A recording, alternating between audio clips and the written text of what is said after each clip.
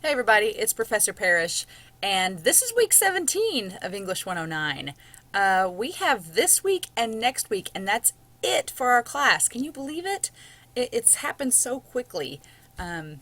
This class has gone by so fast. So what I want to do is just briefly touch base about week 16. I know that we've been on Thanksgiving break. I hope that you had a very safe traveling, family and friend oriented Thanksgiving, and that it was a lot of fun, that you've enjoyed. Hopefully, if you have had time off, that you've enjoyed it from school. So, real quick, I'm recording this on Sunday of week 16, so if you've not watched the lecture video for week 16, please make sure that you've done so. And if you've not completed your assignments for week 16, please make sure that you get to those by this evening. There is not just 2 assignments. You do need to scroll down and see that there is not only the grammar review number 9 and the reading response, but also our discussion forum as well. So, week 17, we do not have any reading assignments for this week. Instead, we do have 3 assignments that I'm going to review for you all, and then I am going to briefly talk about finals week. But this is not the last video for the class. We are going to have one more video next week that's going to be exclusively about finals week, and I'm going to try to have that week 18 video out by Saturday. That way you all can kind of see it before it opens. So week 17, these assignments are due by December 8th. So we have our grammar 10 is what I want to go over first. This is our last grammar assignment. Tears. The last grammar assignment that we have. And you all have done really well in the grammar assignments this semester. I've been very, very, very pleased with those, especially compared to other classes. Sometimes you get a group of students and everybody kind of struggles with grammar in 109, but you all have done exceptionally well, and I really commend you all for working really hard. Hopefully the book has been helpful if you've had questions, but so far everybody, I've not had the need to go over anything extensively because you all do so well in the grammar assignments. And I hope that you remember everything from this class and carry that over to 121, 122, and your other classes as well. So our last grammar review is from page 544 to 552 in our English Skills textbook. On page 546, we're just talking about introductory phrases. I feel that I wanted to end on this note because I feel introductory phrases are the most common grammar mistakes for students in English and any other college class. I feel like if an English teacher or any instructor is going to nitpick on grammar, introductory phrases are what we nitpick the most because they're so easy to forget about. They're so easy to neglect that you're like, oh yeah, I do need a comma there. So, for example, anytime you start a sentence with a preposition like on or after or before or until, like here I have on page 546. Notice after I say on page 546, I put a comma. That's because on page 546 is an introductory phrase. I could take this whole thing out and I'd be left with write down for 1 through 5 the introductory phrase in each sentence and place a comma after it. That's a complete sentence. I don't need this on page 546. I just include it because it gives you, the student, more information, more specific information. And a lot of writers will do that. They will give this introductory phrase as a means to provide some extra info. But it's not necessary. It's just something that the writer chooses to add.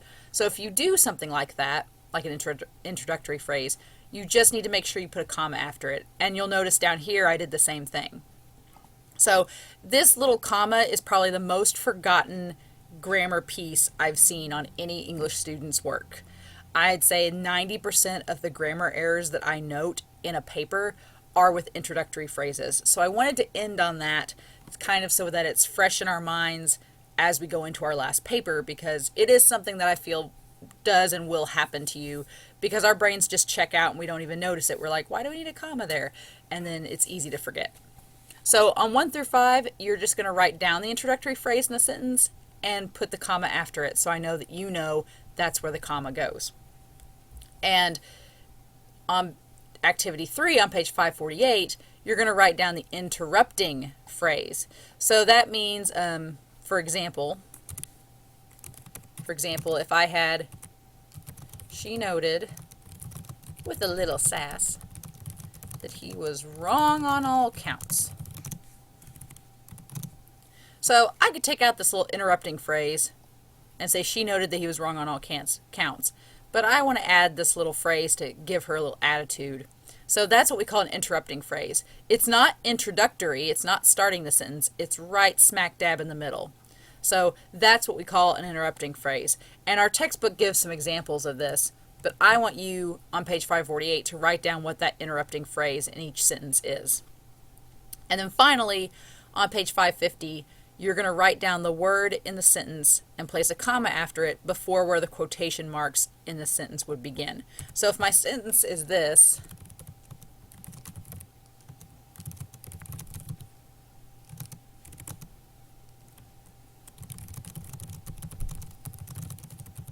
okay.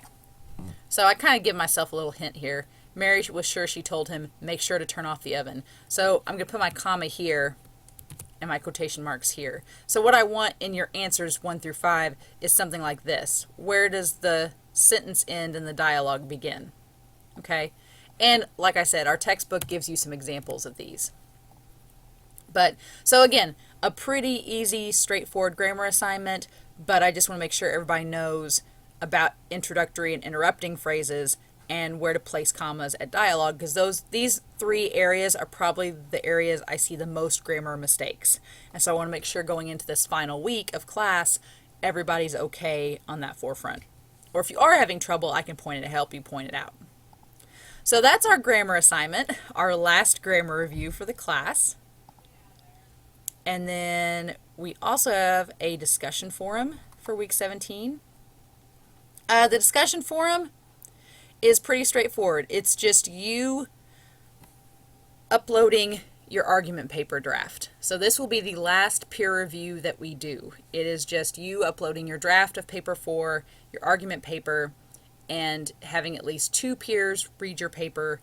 You will read at least 2 peer drafts, and then I'm going to read everybody's paper. So I will say this, these are due Friday, December 6th, your draft. If you upload it beforehand, I will get to it beforehand and give you some feedback early. Please make sure that you upload a draft and get it as complete as possible. And I say that for a couple reasons. One, you will not get a chance to revise this paper. This paper is going to be due during finals week, so you won't get a chance to revise it. Once it's turned in, it's done. Even if you turn it in Monday of finals week, it's done. You don't get a chance to revise. It is what it is. So this last discussion forum is really your big chance to get some feedback and review to hopefully make the best grade possible on this last paper. So please make sure that you get your draft as close to finished as possible so that you can get the most feedback for your paper. Also include citations, include your sources. I'm going to note that on the draft. You should include some sources and citations. We've talked about this in weeks past in lecture videos, so if you need to go back and watch those, please make sure to do so. And then just make sure you review 2 peers' drafts as well, because we want to give everybody feedback. And you all are kind of old hat at this point on how to do the feedback for drafts, so I feel pretty confident. Everybody's done a great job peer reviewing, so I'm not worried about that. But just please make sure you turn in your draft for paper 4 this week in the discussion forum, because that will be your only chance for me to look at your paper. Do not email it to me. Don't email it. I want it in this draft because I want your peers to be able to see it as well. I've had some students in the past be like, hey, will you look at this? If I email it, I'm like, put it in the discussion forum. That's where you're going to get your points, and that's where I'm going to look at it at. So just keep that in mind. So your grammar review, your draft of paper 4, and then finally, for week 17, we have this reflection drop box. So the final reflection, this is short. I use this reflection since if I was teaching this class face-to-face, we would do course evaluations, and you guys would be able to give me feedback through those. Since we don't have that option, though, this should be a very easy 20 points that you get. The final reflection should be just about a page double-spaced, and all it is you explaining to me what your favorite assignment in the class was, any challenges you had to overcome throughout the class, and what you would change about the class. And I would say be very honest with me. If you like the lecture videos, tell me so. If you didn't watch any of them, be honest. Be like, hey, I didn't watch them. Or if you had trouble finding an assignment, or if something wasn't transparent, or if you had difficulty understanding a certain thing, or if there was just an assignment you absolutely hated. Now, if you tell me the papers are what you hate, I'm going to be like, well, we're still going to do those. But if there's an assignment that you wish we could have done in the class that we did more of, I would like you to be honest, because I do really take your criticisms to heart for future classes.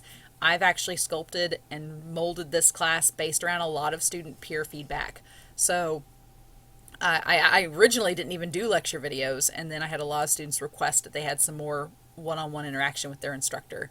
So that's why I started doing these. So it's very honest. I'm very much open. You don't have to suck up to me. At this point in the class, your grade is what it is. So I would rather you be honest. If you like something, tell me, because I'll keep doing it. But if there's something you really did not feel worked, I would like you to be honest as well. So, and I know it's always tricky. When I did reflection essays for classes, I was like, do I be honest? Do I tick off the instructor if I really didn't like something? No, I would like you to be honest. But obviously, if you did like it, let me know too, because that way I'll know to keep doing that type of assignment. So again, the final reflection is just you reviewing the class, your favorite assignment, anything you would change, and any challenges you had to overcome, and then have an introduction and a conclusion. And the conclusion, I would like in the conclusion for you to tell me your overall thoughts about the course and what you're planning on doing moving forward. Like, are you taking English 121 in the spring? Were you taking English 121 at the same time as this and you're going to move to 122? Are you going to take a break from English and then pick it back up in the summer? Are you done after this semester? I kind of would like to know moving forward what your plans are, because I find that interesting, and I think it's a nice kind of catharsis for you as a student to say, okay, here's my plan. Let me just bear it all out there and then move forward. And so this final reflection is due by Sunday. So as a whole, your final reflection and grammar assignment are both due Sunday, December 8th. The draft of paper 4 is due Friday, December 6th. And then your peer reviews of the 2 drafts are due by Sunday. So it's not a hard week. It's pretty straightforward. The hardest thing I think is going to be just getting that draft ready. And now before we leave for this video, I do want to briefly touch base on finals week. If you look at finals week, you will notice that no assignments are listed yet. They're there. They're just hidden. I cannot open finals week until the Sunday of finals. It's just college policy. We don't open it up early for anyone. So that Sunday, December 8th, that Sunday, I'm going to open it up, probably that evening, open everything up, and have our final lecture video posted. And then in that lecture video, I'll kind of go over everything and make sure that you all understand finals week. So please make sure to watch the last video next week, because I'll go over a few things. I know I say here that there is no discussion forum. There is no discussion forum for a grade. That is very true. But I have had a couple of students in this discussion forum from week 16 ask if we are having a discussion forum, and I may have one for extra credit open. Maybe. I don't know. You will have to tune in to the week 18 lecture video to find out. But basically, the only thing due next week is going to be the argument paper, the final draft of paper 4, and the final exam. And I'm going to go over both of those in the week 18 lecture video, along with any possible final extra credit that we do have.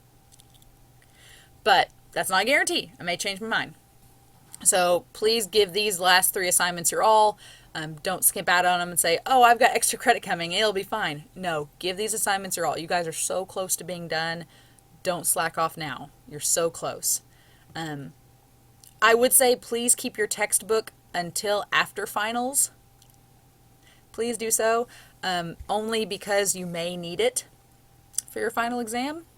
And by may need it, you will need it. And we'll talk about that in the week 18 lecture video. So if you have any questions about this upcoming week 17, about your paper 4, if you have any questions about week 16, please email me and let me know. I will be in and out of my office this next week, but you're always welcome to email, to call, or stop by with any questions that you have. As always, I look forward to reading your work, and this is it, guys. 1 week and then finals. So I hope you have a great week, and I hope you had a great Thanksgiving, and I will talk to you all again soon.